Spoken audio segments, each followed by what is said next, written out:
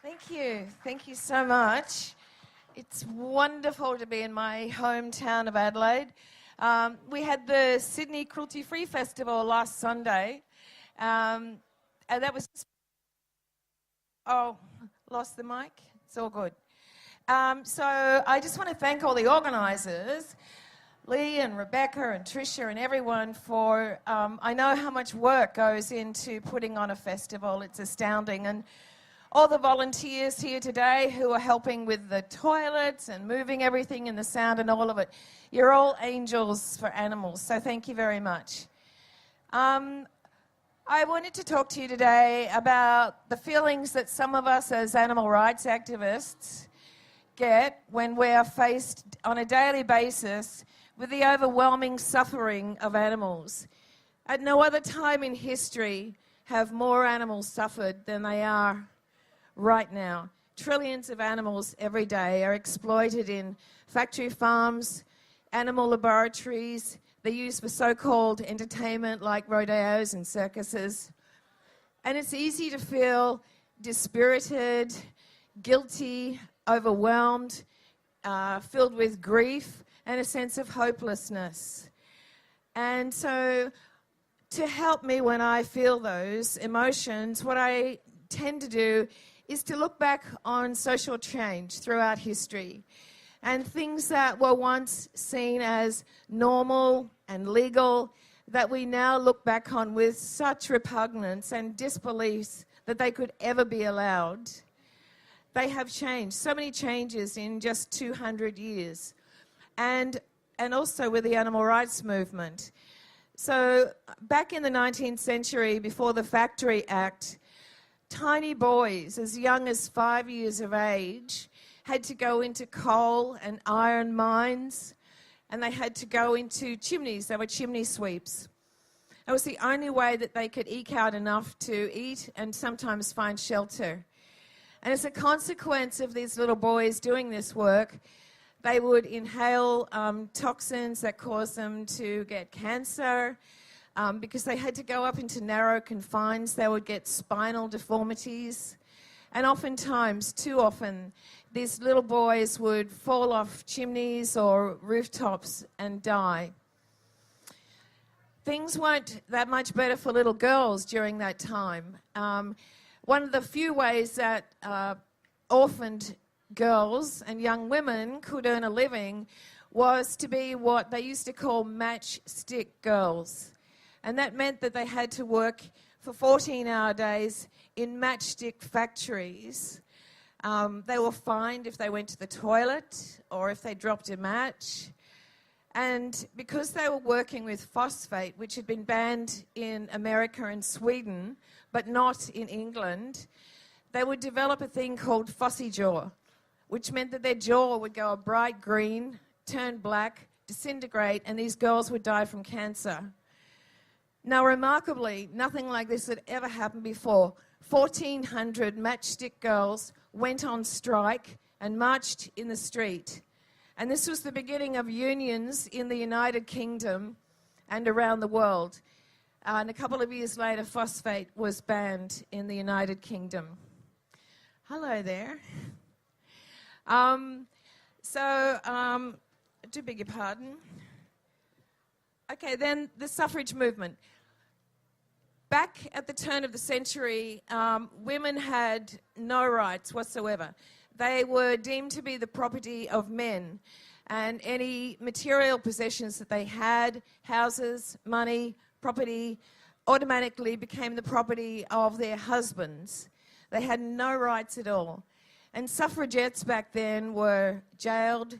They would chain themselves to Parliament House. They'd be picked up by the police. They'd be beaten. Their husbands had the right to beat them for protesting, and even other women at that time who didn't want the status quo to change would vilify these women. But these women, 2,500 of them, courageously walked in the streets calling for greater rights for women. Women obtained the vote in the United Kingdom and Australia in 1895, and it was all due to the peaceful courage of people like that. We're still fighting for things here for women in this country, like equal pay, but we've come a long way since those very dark days. One of the greatest and most successful and far-reaching actions of civil disobedience happened in 1930 with Gandhi's Salt March. Gandhi and his followers walked 240 miles to the edge of the ocean. Along the way, 60,000 of his followers were arrested. When they got to the edge of the ocean, where the sediment had risen, Gandhi bent down and scooped up a handful of salt. And this defining action changed things in India. Other people around the country began civil disobedience. Up until then, Indian people had to buy their salt from the British government. And this action by Gandhi shook the foundation of the British Empire. And a few years after that, India was granted her independence. Dr. Martin Luther King said, "We have waited 340 years for our God-given and constitutional rights." And in 1963, Dr. Martin Luther King and his followers walked from Alabama to Washington, fighting against racism. Along the way, 250,000 people joined this march, which ended with Dr. King's immortal "I Have a Dream" speech. 2 years later, all Americans were granted the right to vote. And indeed, the same thing happened in Australia. The first people of this land were granted the right to vote in 1965, following a referendum in this country. Okay, sometimes it takes an ocean of people. Sometimes one person's actions can make a difference. And in 1955, Rosa Parks did such a thing when she refused to give up her seat to a white man on a bus. And again, this reverberated around America. And 2 years later, the US Supreme Court passed a law saying that segregated buses would no longer be permitted. People asked of Rosa Parks, was she tired that day? And she said, no more tired than at the end of any other working day. They asked if she was old, and she said, no, I was only 42 years of age. She said, what I was tired of was giving in. And then we come to Australia. As I mentioned, in my lifetime, Aboriginal people were not permitted to vote. I just find that utterly gobsmacking. In the year 2000, the Sorry March came about following then Prime Minister John Howard's refusal to make a national apology to Indigenous people of this country. So there was a march across Sydney Harbour Bridge, and organisers were panicking when they thought about the logistics of 20,000 people crossing the bridge. They had no idea that 220,000 people, including me and my family, walked across the bridge that day in solidarity. More trains had to be brought in to cope with the amount of people making that trip. Planes flew overhead writing sorry. I know all around Australia there were sorry actions. And it still took years after that for the federal government to apologise, but apologise they did. It's also hard to believe that it's only 23 years ago that the sodomy laws in Australia were repealed. Up until then, consensual sex between two men could incur in some states and territories up to 20 years jail. So the first gay Mardi Gras happened in Sydney in 1978, and it started with such joy and such positivity. And while organisers and participants had all the paperwork done, it was all legal, it didn't take long before the police moved in and started kicking and punching the people who were in the parade. They arrested 60 people. They took them back to the prison and they were beaten. The Sydney Morning Herald published the names of these 60 people, published their names, their jobs and their addresses. Many of them lost their jobs and many of them were further vilified. But this only helped to strengthen the gay and lesbian community. And now today, we have the largest LGBTQI parade in the whole world, and that's to be celebrated. We're still waiting for equal marriage, but hopefully that too won't be too long in the coming. Okay, I mentioned Rosa Parks as one person being able to change things for a lot of people. About 6 months ago in New South Wales, a small boy who'd spent a lot of years in hospital, his parents ended up spending $100,000, not on medicine, not on medical assistance for him, but on parking at hospital grounds. $100,000.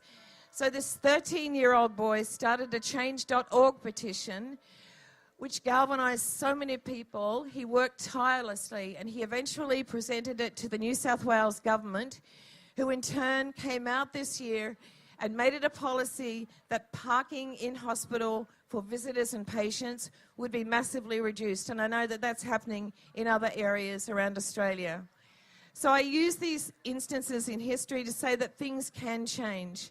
And when you feel disheartened and you wonder, am I making a difference? Yes, you are.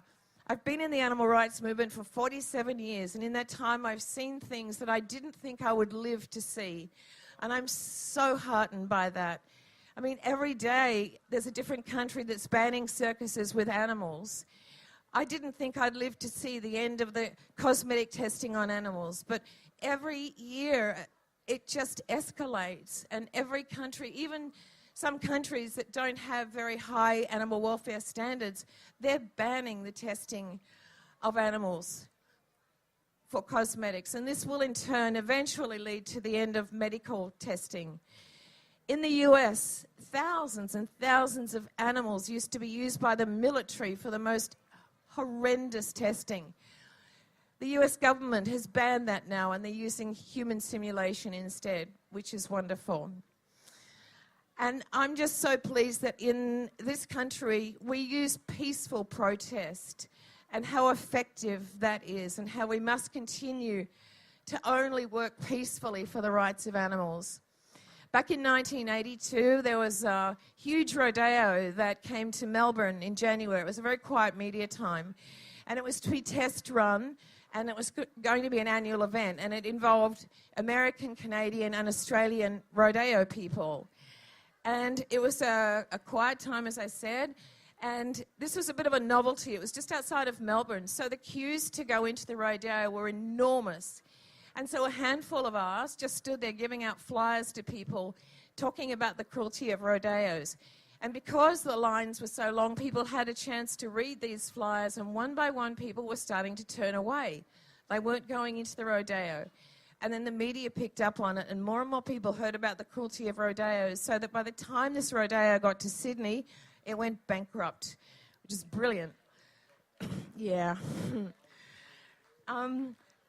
Another action that I was involved with was effective. It was back when Paul Keating was the Prime Minister of Australia, and he had a piggery. And I've been into lots of intensive piggeries, but this one was the worst of all. On top of all the other atrocities that they do to pigs in there, these pigs had chains around their necks. And they'd been there for so long, some of the pigs, the chains had grown into their necks. So 35 of us went to the piggery, and we sat opposite a sow each in solidarity with these beautiful girls. The police came, and they used things to break through our chains, put us in paddy wagons and arrested us. But that afternoon, the then Minister for Agriculture, Richard Amery, came out and said that the tethering of sows would be banned immediately, and that was incredible. Another victory that I saw through the power of people in New South Wales, it used to be that pound dogs, councils were able to sell pound dogs to animal testers. And this galvanised a lot of people. Many groups were involved, and it culminated in about 8,000 of us marching down Macquarie Street in front of Parliament House. And again, such was the power of the people that the Minister for Agriculture again came out on the steps of Parliament House and said he was immediately banning the use of pound dogs being used for testing. So that was amazing. I know we've got a long, long way to go yet. I hope to be alive still when finally battery cages in this country are banned. They're banned in Europe, they're banned in California, in the ACT, they're banned. So let's keep pushing. I mean, none of us want to eat eggs, none of us want any animals to be used in any way, but incremental steps show that public opinion is changing. Australia is the 4th largest growing vegan business country in the world. And it's just joyful to look out here and see how many people, when I got involved in this movement, I was vegetarian 47 years ago. That was seen as flaky. That was seen as weird. You had to learn how to cook quickly because there were no restaurants that would cater for even vegetarians back then. It was fine for women, but for men to find non-leather shoes, wallets and belts, it was really hard. People had to wear slippers. Blokes did.